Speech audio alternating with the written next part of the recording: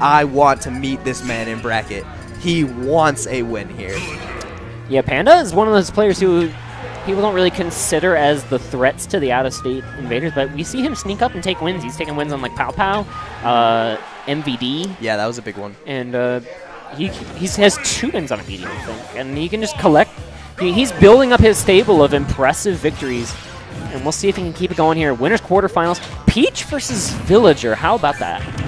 That is not something I think I would have expected to see here normally at Ignition. We're pretty used to seeing PandaBair roaming around, but a Peach is exciting around here. Yeah, Peach is not a character that we have in a very large supply.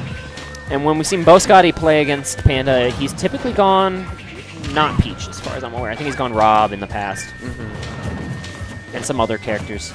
Yeah, Bo plays a lot, Kirby and stuff like that, but right now we are dealing with LingLing. The man, the myth, the legend has actually just been tearing through the bracket here in Chicago. PandaBair's like, we out. He does not want to deal with any of that floating. LingLing's the 3rd overall seed here at this Ignition, in case you're keeping track, seeded under Tyroy and Ned only of the Chicagoans. And this is, I think, where Panda really is going to have to apply pressure. If he's got Peach off stage or in the corner, he's just going to have to keep her from getting those float cancel mind games going, which he can do with these projectiles. Because while you're floating, you can't shield. It's a purely aggressive option. Yes. It's actually something I feel like a lot of people don't think about. A lot of people... Oh, wow. Ooh. Wow. That forward air doing such huge knockback. Was that good DI? I'm not sure, but either way, the stock's gone, and you got to just reset from there if you're PandaBair. Yes, sir. You kind of lick the wounds and get back at it. Which is doing a good job of here applying some really big pressure. Has all the stage control he can want. Ooh. Wow, what a great trap there from PandaBair. PandaBair coming in hot in 2nd stock here. Only 13% taken so far, and he's going to get the axe out of that down throw with the tree still present. That is some meaty percent right there. And we're seeing him do that same kind of little ledge drop slingshot game that he used against Meta Knight. PandaBair loves to wall jump into slingshot.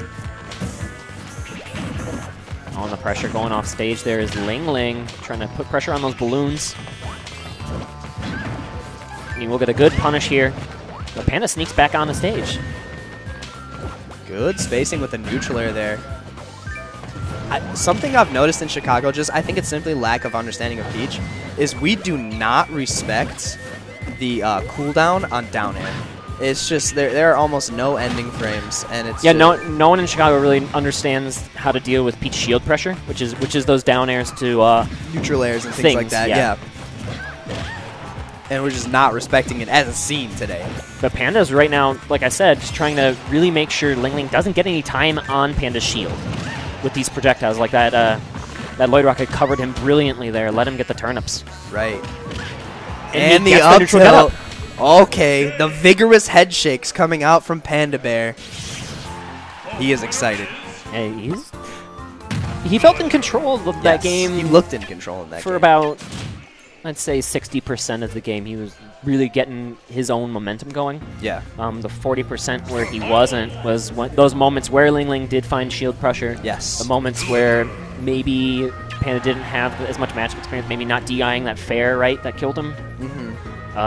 You'll have to see what the adjustment is here for LingLing, and LingLing picking into Battlefield.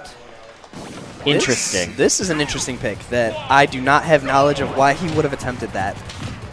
That's not the stitch off the bat, though. I was about to say, did he just immediately? He's holding on to it. Now, the thing that he does not want to happen here is have this Panda pocket that. All right, well, the stitch flies off the stage harmlessly. That did represent a lot of damage. Panda skillfully avoiding that turnip. It also feels like we didn't see really many turnips at all in Game 1. We saw a few, but not as many as I think I would have liked to see, because it wasn't as mentionable as it could have been. Well, I mean, I feel like Panda has a lot of options to deal with turnip. Yeah, like no, Slingshot absolutely. Looked like Slingshot just clean beat out turnip when they clashed. He has been beating out her down air with his up air He's done it like 3 or 4 times now across both of these games. It's just a good option in that situation. Yeah, the turnips are proving to be an excellent disjoint in this matchup. Yeah, absolutely. But a good jump in there over the Lloyd Rocket from LingLing. Getting in good damage. Got these just lazy drifts following LingLing's just trying to land. Yeah, just like we saw there, as you were talking about it. They're kind of scary, especially when the 3 turnip is a threat. They're just kind of looming. That's the best word I have for that. You never know when it's going to come. Kind of like Right. a misfire, except way safer. Yeah.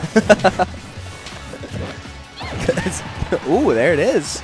Almost enough. Quite. Yeah, but these turnips are proving to be his biggest asset so far.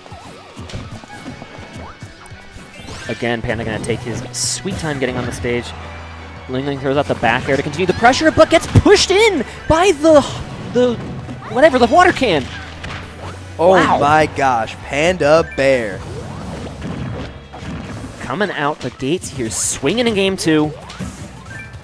And LingLing, does LingLing have... LingLing's got to come up with something else for this ledge. Yeah, he's just been losing at ledge consistently. He's really kind of shined on stage. LingLing has had control when he has been on stage, but the thing is, he really shines. In other games, I've seen LingLing do really well with offstage pressure, but he just hasn't really been able to grab a hold of what Panda's doing here. Oh, okay. We're not going to have a reverse edge guard or nothing. Everyone's making it back. These are 2 excellent recoveries. Yeah, Duking it out. Are. These Lloyd Rockets just taking away the float option. Yeah. Oh, but reaching straight through the slingshot. LingLing take the stock. Excellent call out. That was actually very good. I feel like if P-Chain clipped her fingernails this morning, that wouldn't have connected. Good thing her mani-pedi is tomorrow. After the fight. Oh, that's no. scary. Oh, okay, barely snags back on. I have no idea what that interaction is between the parasol and the bowling ball. I just know that the bowling ball is absolutely a horrifying smash attack. So the who bowling ball knows? Sucks. No, it's scary. Yeah, no, it sucks to deal with. Yeah, that's the route we were going with that. Gotcha. Yeah. Ooh, footstools. Hello. LingLing finds himself quite far behind in this on the second stock situation. But he is playing much more patient, which is both a good and a bad thing against a player like PandaBair. On the bright side, you aren't giving him as many options to get a whole bunch of damage and rack it up, but on the bad side of that, Panda is a slow kind of player. He likes to have control and pace of the game, so when you set the pace slow, he's fine with going slow. All right, LingLing's in. Panda's at the ledge again. Not going to lead to much. The jab pressure comes out, but no one flinches either way.